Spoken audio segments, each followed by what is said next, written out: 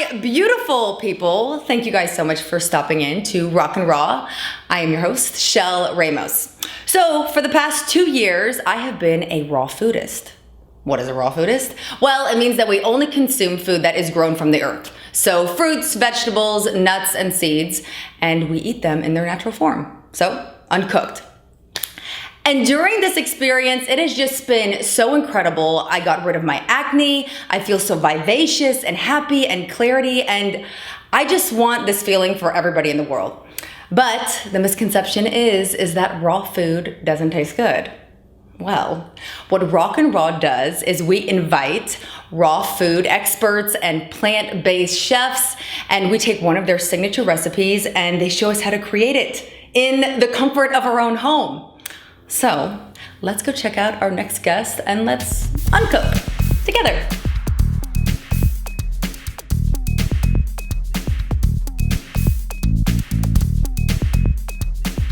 All right, so our next guest is the beautiful husband and wife team. They have traveled all over teaching people how to eat raw food. They teach yoga classes. They have an incredible restaurant called Longevity Foods in Washington. Everybody, Lakita and Morelli. How are you guys? You're wonderful. Correct me if I'm wrong. Are you guys total raw foodists? Most of the time, we like to say we're totally raw today.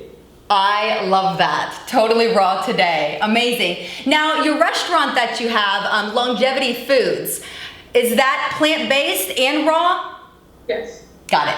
So we do some cooked things, like when we have grains, we obviously cook with our grains, but mostly it's raw food and plant-based.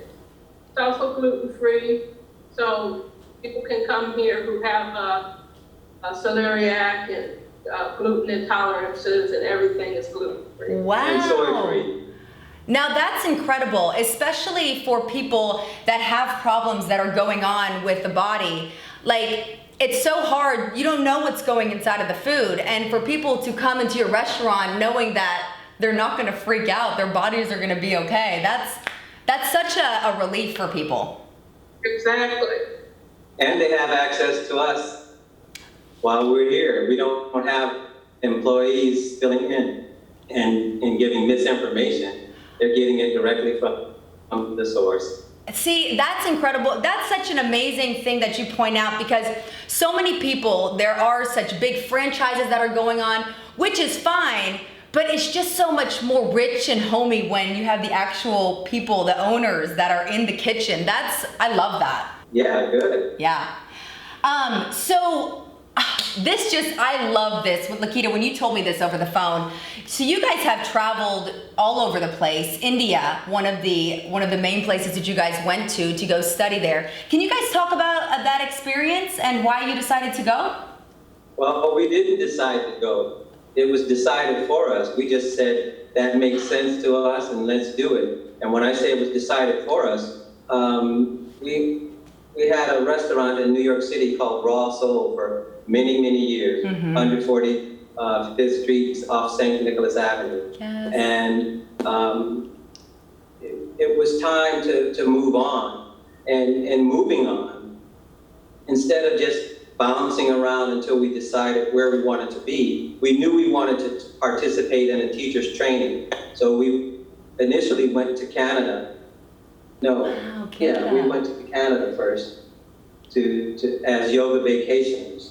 And because we had decided to do yoga teachers training, we ended up doing the teachers training in India. That's what got us to India. Oh, wow.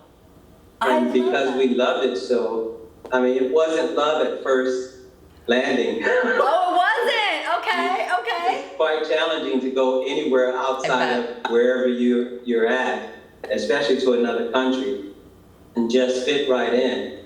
But after a short period of time, we acclimated ourselves and ultimately decided that let's go and join the staff at that ashram, which was in South India, and that's how we got there.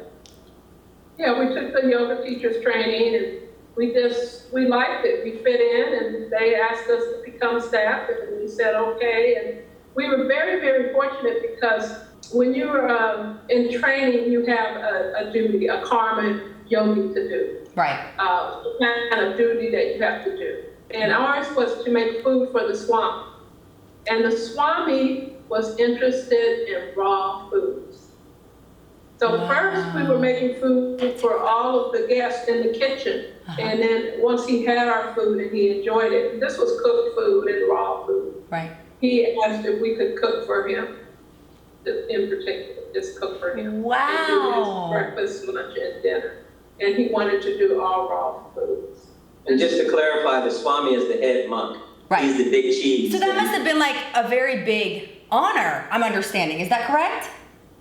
Absolutely, yeah. I mean, So if you think cool. about it, so Wow. while we were in Canada, we were the chefs. We were designated the chefs for the whole yoga camp. It's called the Shivananda Yoga Camp in Val-Morin, Quebec, and making food for 100 people, 200 people every day. Just the two of us. You know, people were. There was raves right away. Amazing. And so to have the Swami ask us to make food for him because he wanted to heal, then we knew we were doing what we had set out to do. And he wanted to heal from all the things that ailing us with the STAD diet, or standard American diet, and that is diabetes, high blood pressure, heart disease, all those things. Yes! Obesity, so it was an honor. But because we were practicing yogis already, we didn't let it go to our heads. It was an honor, but we felt duty bound just because of humanity, not because of who he was as the Swami. We felt duty bound to help someone. And That's so beautiful. in itself was the honor. That is such a beautiful story because it's almost like you're this vessel to heal him. You have this knowledge and it's like Spirit is speaking through you in order to show him how that he can heal himself.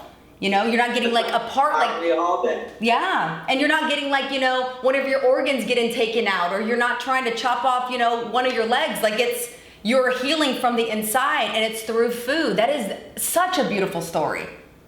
Thank you for sharing all of that. It's such an incredible, and it keeps pushing us forward to, not just to taste the food, but, living this amazing, beautiful life that the plus is eating food. The plus is the taste of the food. So I love that. I don't know about you guys, but I am starving right now. Can you tell everybody what we are going to be making in just a few minutes? Okay, we are going to make a mock tuna pate. So we created this pate because a lot of times the things that raw fooders miss is a sandwich. They miss something that you can have very quickly because probably sometimes raw food preparation can be a lot. So we wanted to come up with something quick that was tasty, that you can have in many different ways. You can have on a salad, you can have a sandwich, maybe you can make into a croquette or something like that. Or you can have crackers, or you can have it by itself. And we call it a mock tuna just to help people. If we call food something, then there's a reference point. Otherwise, if we just say it's just food, your family won't try it, your friends won't try it, and we call it a mock tuna just to help people. If we call food something, then there's a reference point. Otherwise, if we just say it's just food, your family won't try it, your friends won't try it. What is it? I don't know. But ultimately, they say it doesn't taste like a tuna. Ultimately, they say it tastes better than. Because it makes them feel good as well. Exactly. Well, okay, I'm ready to eat, so I'll see you guys in just a minute. Okay, so for the mock tuna base, we have 2 cups of raw sunflower seeds. Soak them in water for 8 hours. 2 cups of macadamia nuts. Soak them in water for 8 hours as well. The juice of 1 lemon and 1 teaspoon of sea salt. Okay, for the add-ins, we have a 1/2 cup of diced celery, 1/3 cup of diced red onion, 1/3 cup of diced cornichon pickles, 1/4 cup of the pickle juice, 1/4 cup of kelp flakes, 1/4 cup of fresh dill, and 2 tablespoons of Old Bay seasoning. And of course, you want to dip something with your mock tuna, so my favorites are zucchini and celery.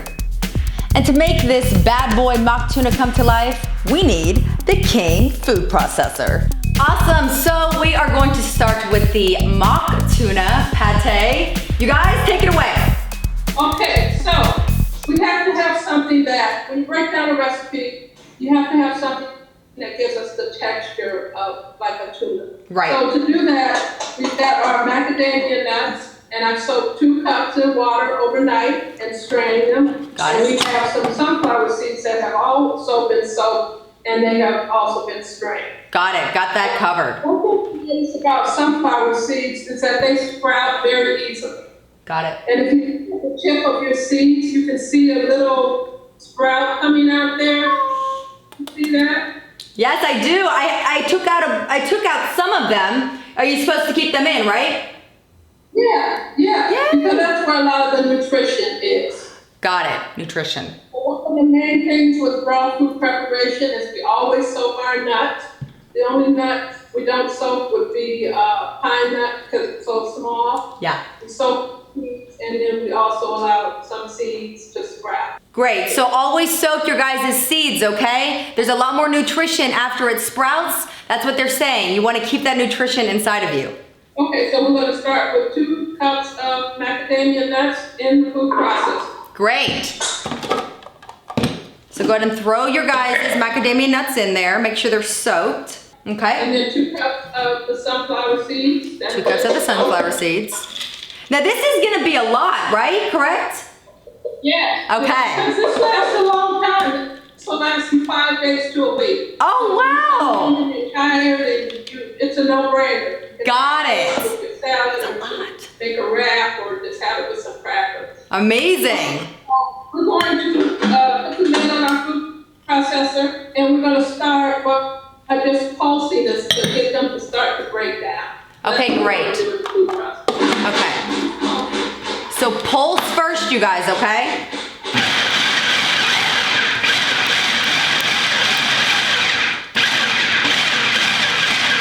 Ah, I see the texture like coming together.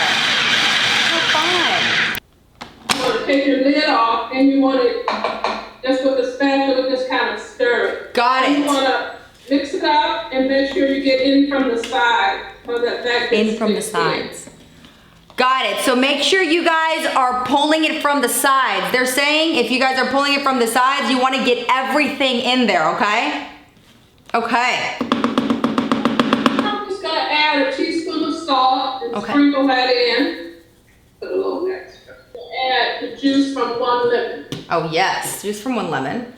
Cut it in half and it's juicy. Yep, you have one of those. Yes, I sure do. These I love this. things, It's they're, great. oh my gosh, they're amazing. They don't, there's no seeds that get caught in it or anything like that. Like, I love this thing. I bet you this is gonna give a little bit of like a citrusy like kick to it. Yeah, freshness. Oh It yeah, also acts as a preservative. Keeps the color white. got And it. we just want to pulse it a little bit more, Okay, and then we can just let it go. got it. So pull. I'm just shaking this mixed up. So now you're saying to not pulse it, I can actually put it on high or low now? Turn it on, yes. Turn it on, got it. Kind of shake it, they're saying.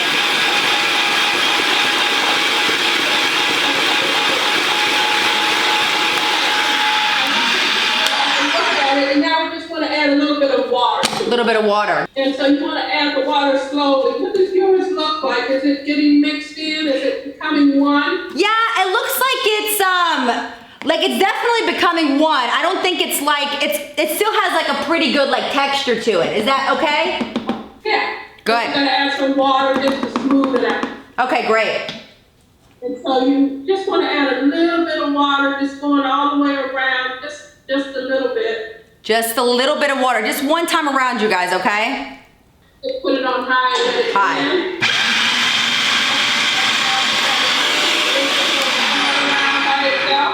Say that one more time. Is it moving by itself? A little bit. Assisted by adding more water and doing what you're doing. And then keep stirring it. Got it. Yes, it'll stop chopping, the blade will stop chopping and it'll start stirring. And I see that. I see that it's making more of a, it's starting to collapse down a little bit more. Okay. Yeah, That's what you want. Got it, okay. So again, you guys, make sure that you guys are pulling it down. And add your water to the top when you're going through, because mine it's starting to really become like that pate texture. So, but you guys want to keep on making sure that it's starting to collapse down there. Make sure you don't add too much water. Got it. The tendency is to get it going, just to splash the water in there. Just pour it slowly like you're doing. Got it.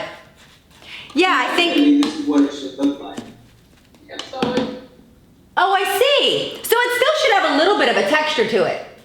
oh, yeah, definitely. Yeah, mine's definitely looking like that. I don't think I'll add any more water. Okay. Yeah, I mean, there's still a little bit of a texture there. It looks like there would still be a little bit of a crunch, but it's starting to get like pretty smooth. Okay, so we're gonna take that and set it aside. Set it aside. Okay, awesome.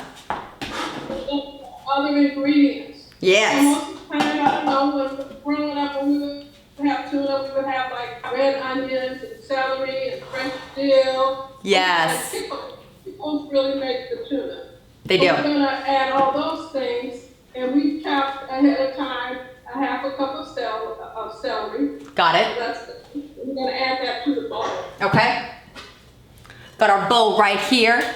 So go ahead and put that in the bowl, you said. Awesome. A third of a cup of red onions. Okay. Add that to the bowl. Third of a cup of red onions. We want a half a cup of chopped Cornichon pickles.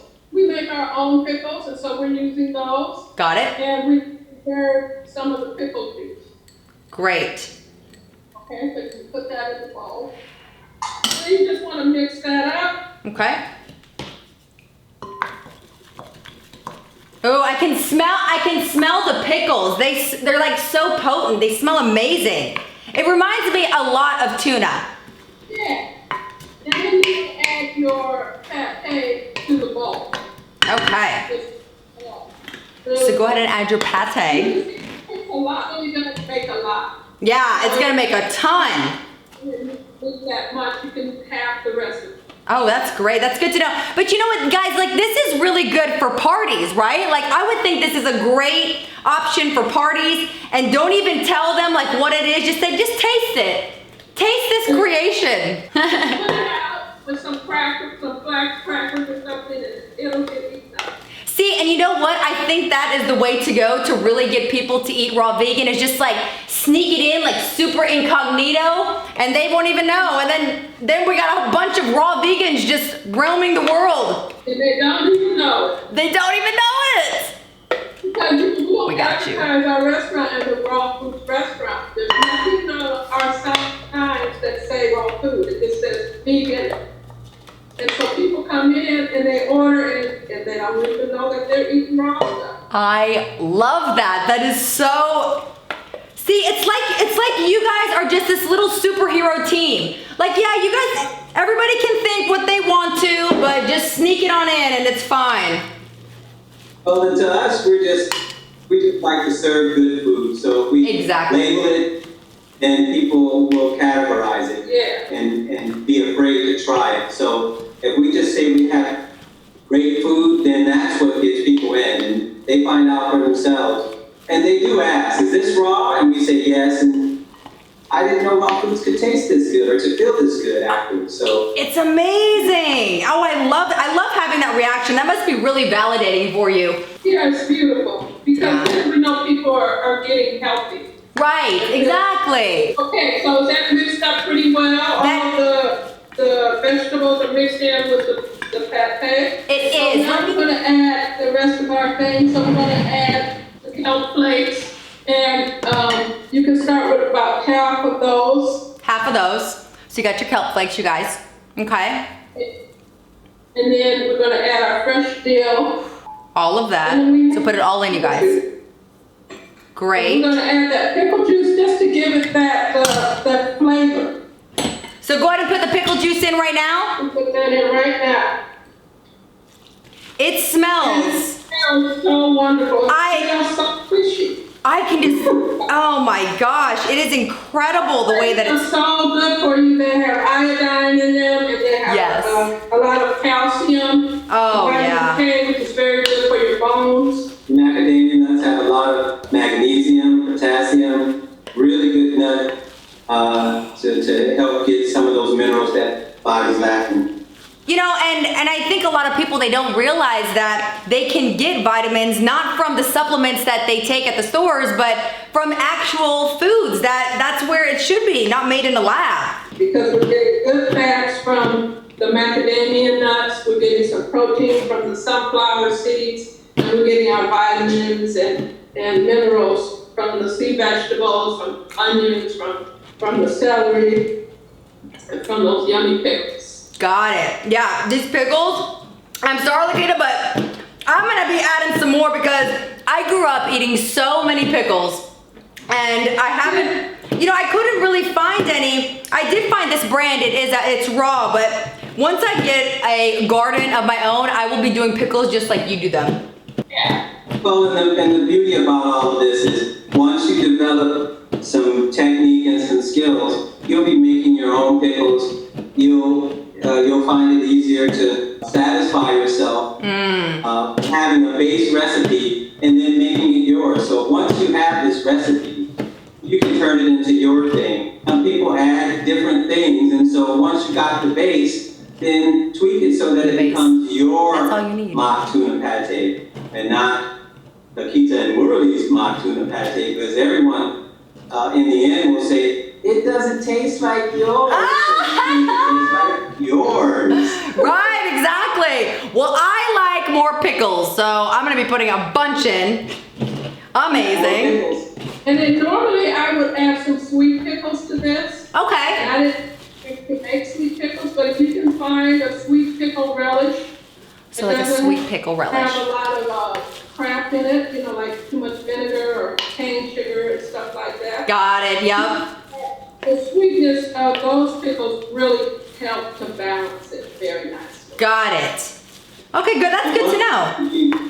When we do occasionally, we'll take some of our pickles and we'll add some coconut sugar, let it sit in coconut sugar or whatever sweetener that you like to use. Good to know. And then, you know, in a week's time, you have sweet pickles as opposed to dill pickles. Right. I just gotta take a smell of this because, oh my, it's just bursting with flavor.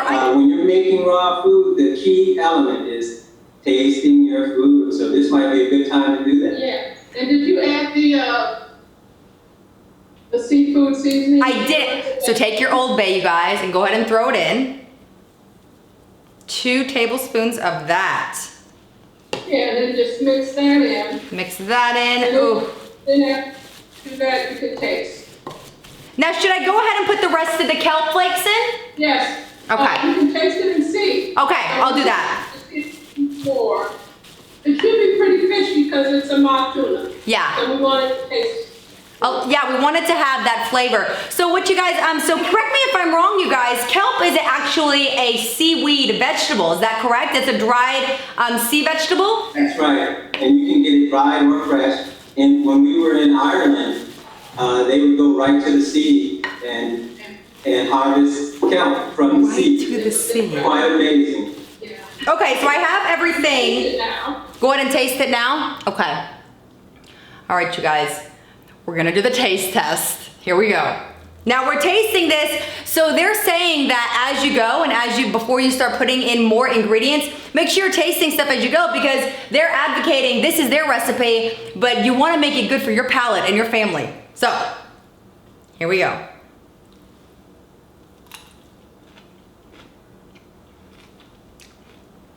Oh my goodness. This is incredible. It tastes like a healthy, a huge healthy version over tuna. This is amazing. Good. So you can see if you can add any more of your kelp. I think I'm going to. Or if you want to add some more lemon juice or whatever you want to add to it, you do it at this point. At this point. Yeah, I used to eat a lot of tuna, like growing up. My mom would put it on like a piece of toast, a little bit of mayonnaise, and I miss that. You know, there's some of those foods, those comfort foods that we really miss, but then having these comfort foods, but then being able to eat them raw style, this is just genius. Oh my goodness, yes. So, now how are we gonna eat this? So obviously you can have it on crackers. Yes. But if you wanna have it like a sandwich, what we have here is some Napa cabbage. Also called Chinese cabbage. I love Napa cabbage. So I like to make sandwiches. So I'll show you how to do this really quickly. You guys, Napa cabbage is one of the most underrated vegetables. It is so watery, has so much nutrients, so pay attention to this, because this is some a very good vegetable. So first we're just gonna cut the end off, the hard part. So we just chop the bottom off, the bottom end. It's a hard part of the cabbage, but it also makes it aesthetically pleasing when you put it on a plate. Got it. And then put some of this pate in there. And we're just spreading pate in the middle of the sandwich, in the middle of the Right Napa. here, you guys. You can see that? We can see it. Yes, we sure can. And it just depends on how hungry you are. Right. Want a lot or a little bit. And then we're gonna add some tomatoes. So Ooh, we're making a tomatoes. building sandwich. So guys, what they're doing here, they're making a raw sandwich out of the Napa cabbage. The Napa cabbage would be representing the bread. And then they're putting the tuna on it and then putting whatever you want on your tuna sandwich that you would regularly do. And then I have some slaw here that we make with carrots and Some slaw. broccoli and some zucchini. So it's just a very nice colorful slaw. Oh, that's beautiful. And then let's do some greens. These are some garden greens, some kale. Harvested today. We're gonna finish off with some sprouts. So right on top. Now look at you guys, look how quickly they made that. It was so fast and so easy. And look at all the beautiful colors that are bursting through. And all of it, the best part of it all, is that all of it is good for you. It's going through your body, you can digest it appropriately. And just Put it right on top. Do you guys see? That's beautiful. Look at that. Look how And then just quick. Cut it in half. Oh, that looks incredible. and you have a sandwich. Look at that. We have a gorgeous sandwich. Oh, that is beautiful. I love that. And that literally took, like, just making that sandwich, it took like 3 minutes to put together. Love And it. also, let's say that you had 4 or 5 Napa cabbage sandwiches, you had this on top of some salad, you had it with crackers, and you have some left, you can make a croquette out of it. You guys, you can make a croquette and what? Put it in your dehydrator, right? And your food dehydrated. That's right. And dehydrate it, and then you can have that. That's amazing. Okay. There's no waste whatsoever with this recipe. So this recipe is very versatile, you guys. If you're on the quick and on the go, you know, just put this into a lunchbox. If you have kids, you know, kids are going to love this. They're gonna feel very just vibrating off of this living food. And again, look how much that is. You guys, that's a lot.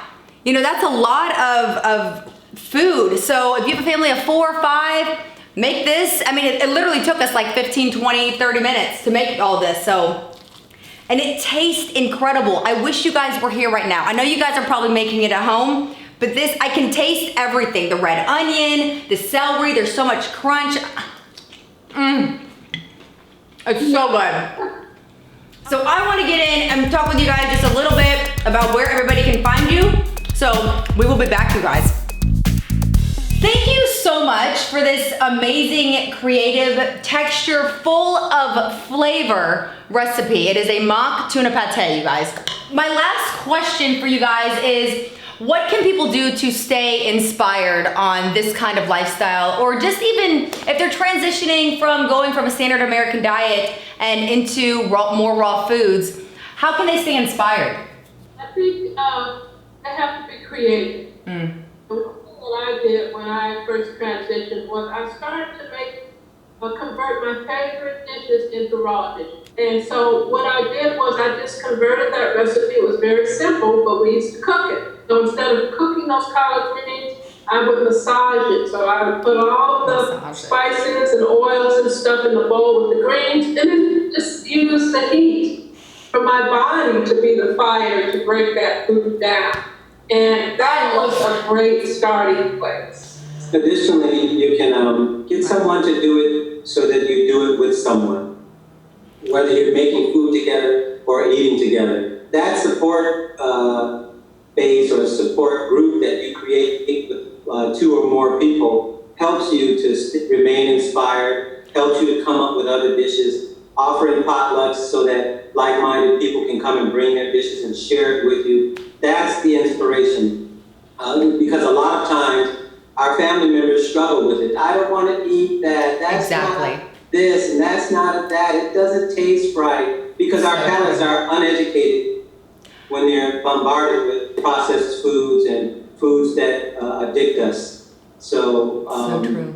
share it. Do it together with someone. I love that. Share it, unity, come together. That's a super perfect answer. I love that. Longevity Food, you guys, is in Duvall, Washington. We have a website, longevityfoods.com. With a Z. Facebook page is Longevity Foods, and our Instagram is Lillian Butler Raw Soul. Lillian Butler A lot of Ross. our posts and contacts for Awesome. us. You guys have got to try their food. This team is changing the world, one raw vegetable at a time. You guys, thank you so much for coming on to RAWkin Raw. We had an amazing time. Thank you guys so much, and I hope you have the most beautiful day, and I will see you at Longevity Foods. Yes. Bye. Bye.